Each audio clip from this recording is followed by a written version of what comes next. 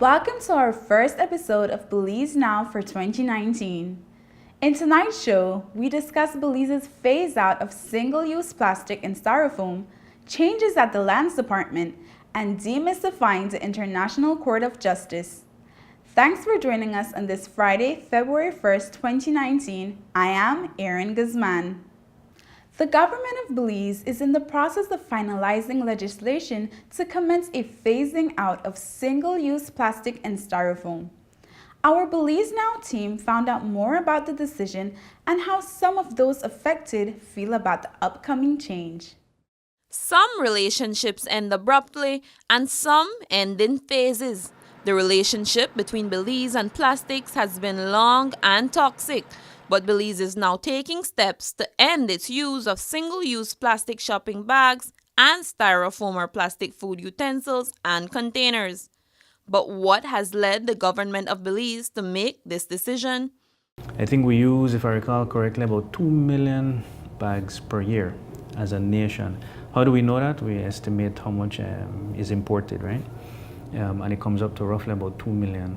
And when you work out per individual, per week, it's about 50 bags, more or less.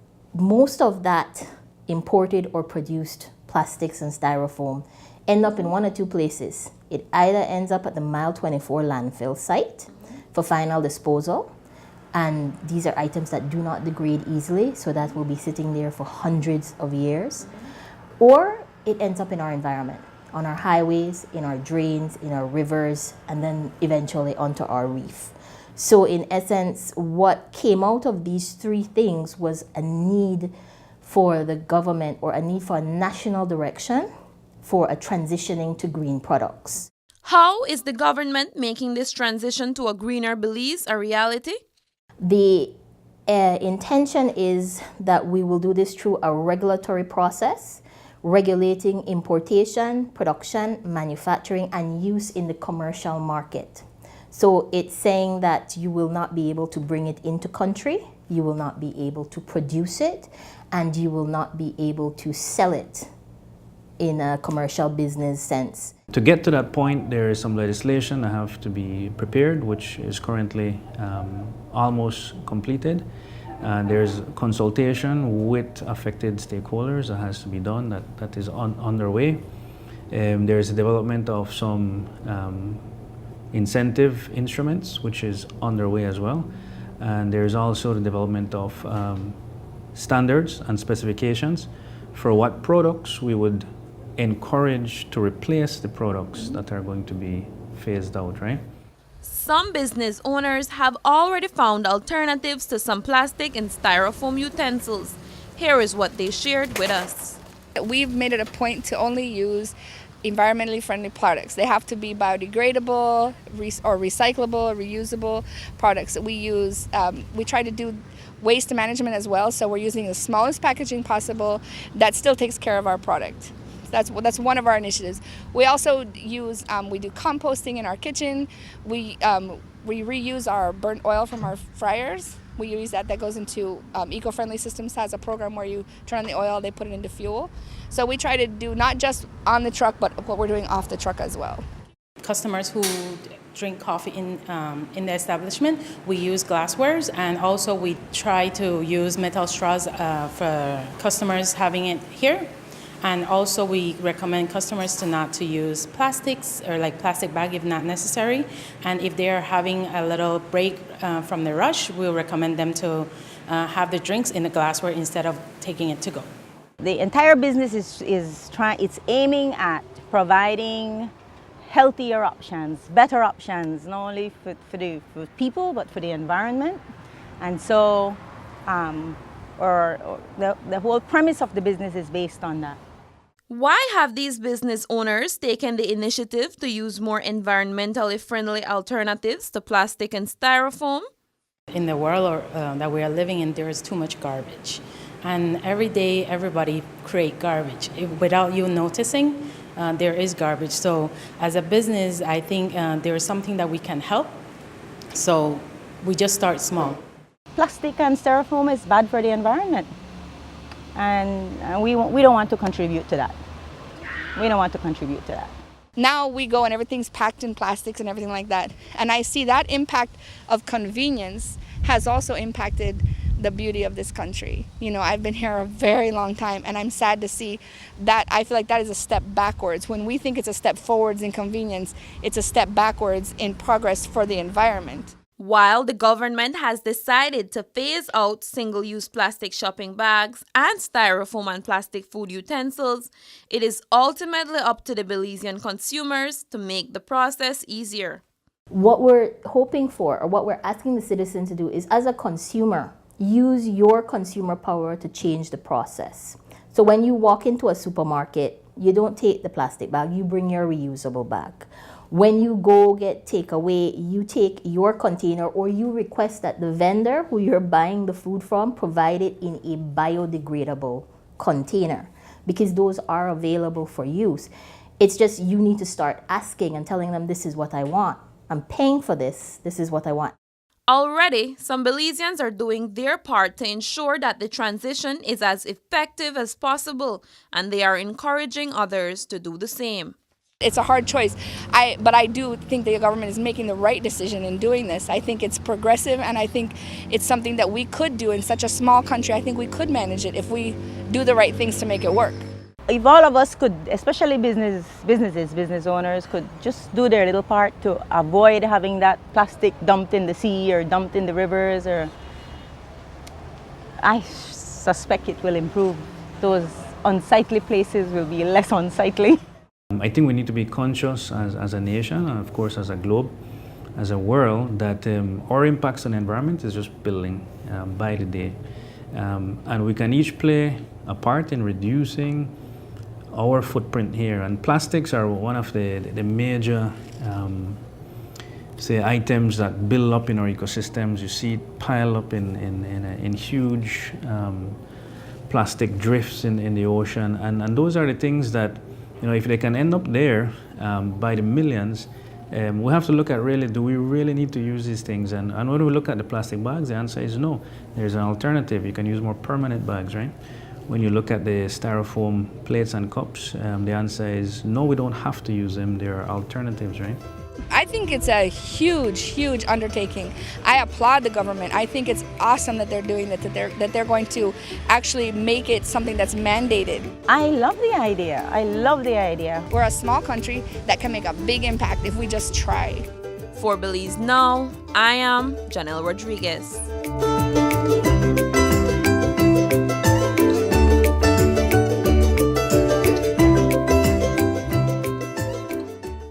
We'll have more stories after the break. Stay with us.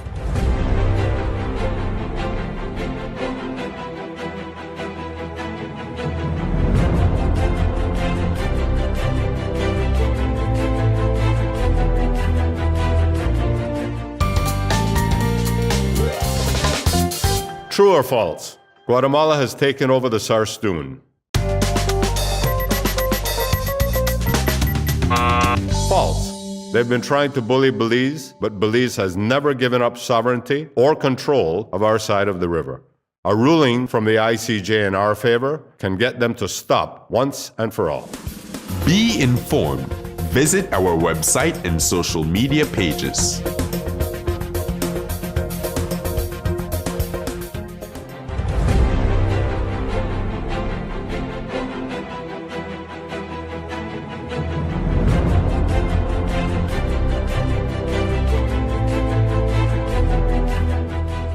Changes are being made to significantly improve efficiency within the Ministry of Natural Resources this year. Our Belize Now team found out more. Land, it is one of our most valuable resources, and every year, thousands of Belizeans apply to have their names on an official document indicating their ownership of a piece of the jewel. This is often seen as a harrowing endeavor, but measures are being taken to ensure that the land application process will be less time-consuming and much easier for Belizeans. Honorable Hugo Pat, Minister of Natural Resources, has made this his mission since taking over the reins of the ministry in June of last year.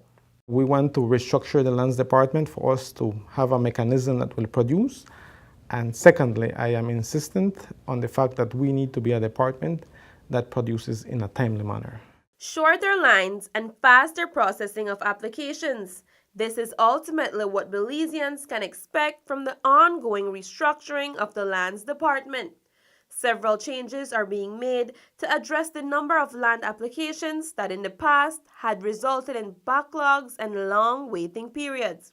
Right now we're dealing with current applications. As people apply for their applications, they're being processed immediately. And there's a lot more monitoring being done, particularly at the district offices, where we have gotten, over a period of time, the majority of our complaints. So we have a lot more supervision happening at the district level. We have more tasks being assigned in a very formal manner and requesting reports from officers in terms of the applications for customers or members of the public. In addition to the efforts being made to address the accumulation of applications, new systems are being put in place so that applicants can track their documents from start to finish. To improve the customer experience, we have introduced a texting system. It's really in its initial stages, and we're kind of testing so that once a transaction is logged, that you would be updated that it has been logged, and going through the process to completion, you would be kept updated. So, you know, it's an attempt to kind of reduce the anxiety associated with land transactions, and also to maybe, in a sense, force ourselves to become more responsive to consumers or the general public, for that matter. Like in the cases of passport and birth certificate applications, persons will also have the option to choose expedited services when submitting land applications. This generates revenue for the government while at the same time stimulating the economy, as it allows for business transactions such as transfers to be carried out swiftly. We are foreseeing the implementation within a short period of time of a system where, depending on the time that you want a service, the time that you want a product, you want a finished document, you will have a price attached to it. So that whenever you want an expedited service, there will be attached a price for it. And whenever you want a normal service, then the system will just automatically allow for it. Our energies have been focused on making sure that we process those documents as expeditiously as possible. Whenever a person approaches our offices in the different districts, we will be able to tell that person, look, you're applying today, and within a certain prescribed time, you shall come back and get a finished document. What is being done in the meantime to ensure that more Belizeans have access to land? The minister has been visiting several communities in Belize, some of which include San Pedro, Dangriga, and Concepcion Village, distributing land leases to Belizeans within periods as short as 4 weeks. These leaseholders are also given the opportunity to immediately purchase the land for a fee of $800 in villages and $1,000 in towns. Some of these first-time landowners told us how they felt to have a slice of Belize to call their very own. I feel special because this is the first time that I got something in my name. And what do you plan to do with this piece of land? I am planning to do my little house for me and my kids. I call this a great opportunity because I have heard many people complain about owning a piece of land. So this is a great opportunity for me. I appreciate this. I may not have it for myself, but I can leave it for my kids or for my nieces or my nephew, you know. So it's always good. The land is first and then the house is next. So in that light, I'd like to thank the Ministry of Natural Resources that came here. I'm planning to build a little house because at first I was renting. I told my kids that I'm tired of renting, so I would like to have a piece of land, build a house where they can stay there with me also. Many things are in my mind right now that I have it. Maybe build a house, plant some fruits or vegetables and things. I have 5 kids and 1 grandson, and I could never know what could happen in the future, but I'm thankful to them that I have a piece of land that I could call my own. I plan to make a house because I'm living with someone but it's not my house. It's not like your own one. Proud to be a Belizean now that I have my own property. Now I can say, well, thanks to them, I can have my own land. Being able to identify the flaws within a system and to consequently work on addressing them is an important quality of leadership, one that is reflected in the actions of those in charge at the Ministry of Natural Resources. We're looking at segregating the work that we have to make sure that we, on a very timely basis, accommodate the needs of the different communities. My vision for the ministry is for it to be a place that can, first of all, that people can trust, that people can rely upon, but a place that can safeguard and very responsibly secure the rights of individuals as it relates to land. And that is why we are working very hard to bring back the trust that perhaps people have lost over time. We think that there are some small successes, but we think that with the introduction of the technology and some of the reorganization of staff, that there's more to come from. This year, Belizeans can expect more land access with more time to spare. The Ministry of Natural Resources is making sure that any interest Belizeans may have to land is safeguarded. For Belize Now, I am Janelle Rodriguez. After the break, tonight's final feature on the International Court of Justice. Stay tuned.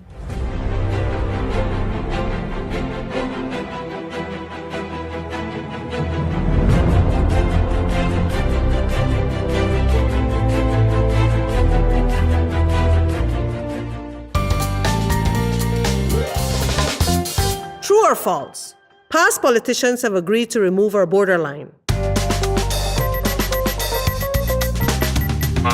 False. The border is only referred to as the adjacency line in specific cases so that we can work along with our disputing neighbor to prevent deadly conflicts in the disputed area. Our border remains our border. Be informed. Visit our website or social media pages.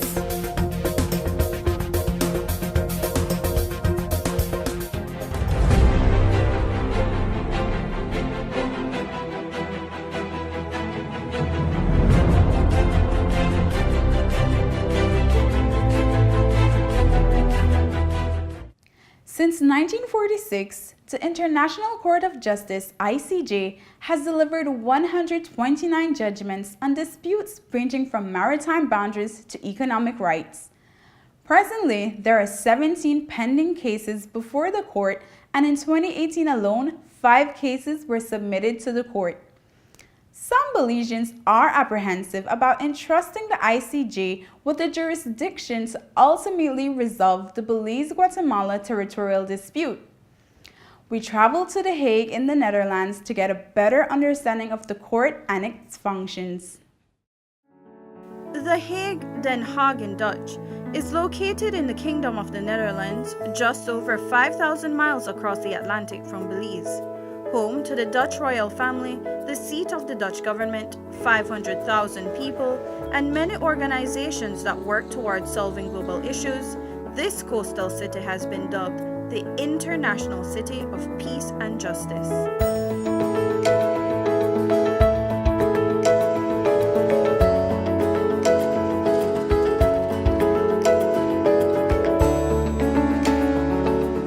Just behind me stands the Peace Palace, built in 1913. Inside sits the world's highest court and the principal judicial organ of the United Nations, the International Court of Justice. The court has the jurisdiction to settle disputes in accordance with international law between consenting states. It also has the ability to render advisory opinion when a legal question is posed by a UN organization or specialized agencies. On a recent visit to The Hague, along with other media representatives, we met with legal experts in international law, officials of the International Court of Justice, and ambassadors to better understand how the court works. The 5-day-long program, titled From Fair to Facts, Demystifying the International Court of Justice, is an initiative of the United States Embassy in Belize. In advance of this truly historic moment, the U.S. Embassy designed and the State Department funded this innovative program for media professionals to come to The Hague, where the ICJ is, to learn about the court, the process, to educate themselves, learning from subject matter experts, and then in turn to educate Belizean people so that they vote based on facts and not on fear. So, what is the International Court of Justice? It's the highest judicial organ of the United Nations, so it's the UN's highest court. And it might seem a long way away, but the decisions that this court make are of great importance. It's composed of 15 judges. Well, in this case it would be 17, because each of the parties has the right to appoint a judge ad hoc, so a judge of your own choosing that you think would make sure that the views of Belize are represented. And the composition of the court reflects a certain geographic distribution with seats that are allocated on a regional basis. So there is Western countries, Latin American countries, African countries, Asian countries. The court uses two official languages, English and French, to which all that is written or said are translated. If Belizeans decide to take our long-standing territorial dispute with Guatemala to the International Court of Justice, 15 judges and 2 ad hoc judges will hear Belize's and Guatemala's claim here in the Great Hall of Justice at the Peace Palace. Guatemala will have 1 year to put its claim forward. Belize will respond. Guatemala will have 6 months to respond. Belize 6 months to respond, and then there will be a judgment. Every judge sitting on the bench has to make up his or her mind on how the case should be settled. So each judge decides independently of all the others how they think that the case should be resolved. And then in this way, the judge, when they are in deliberations, they can see where the majority is going. And so judges from the majority draft the judgment, a draft judgment, and then all of the judges have to vote on and approve every single paragraph of that judgment.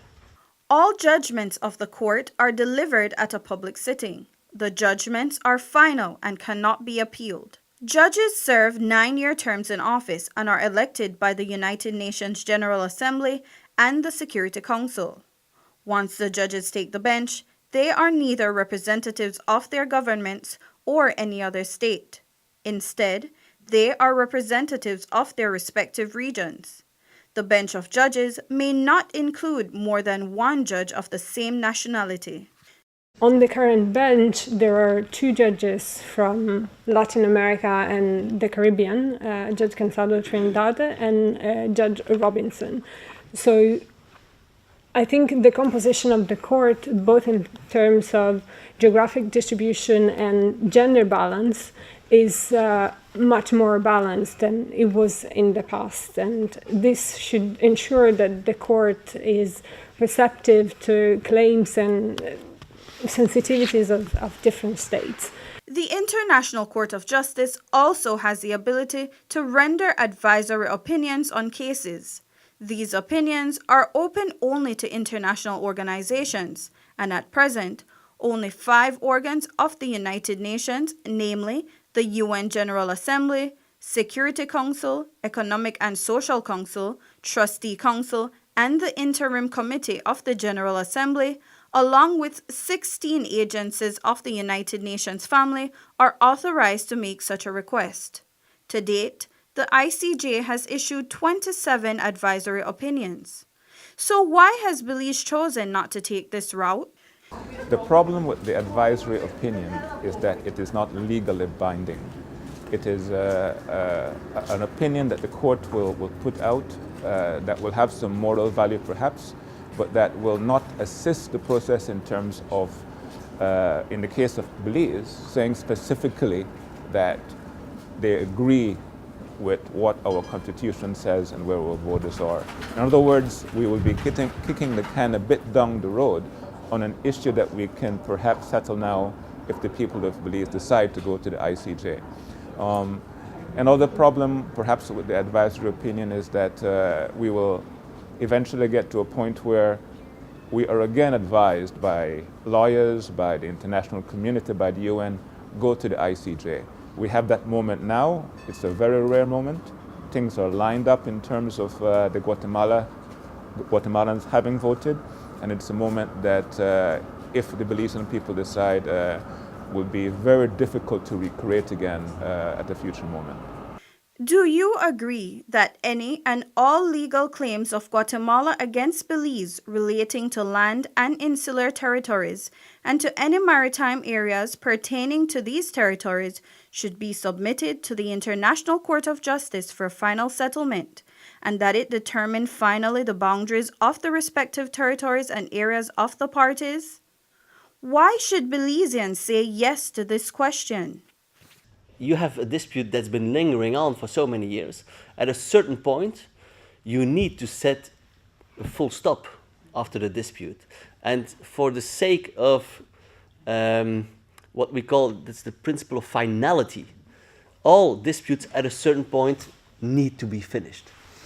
Some take more years, some less, but it's good for the stability for your country, for the other country, it's good for the regional stability, and it's good for the population as well, that you know now, okay, this is part of us or not. For people in Belize, this is an important court that can make an important judgment. And that is also why countries like Nicaragua and Costa Rica come to this court and bring their disputes. It's why Bolivia and Chile come to this court. It's why Chile and Peru bring their disputes to the court, because people there believe that the judges are in a position to make a decision that is well weighted, well looked at, and it might take a while for it to come out, but at the end of the day, when it does, I think that I've never sat here and had the feeling that it was not a good decision.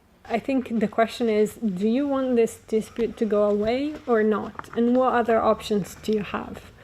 And in terms of whether I would have faith in the ICJ or not, my answer would be yes.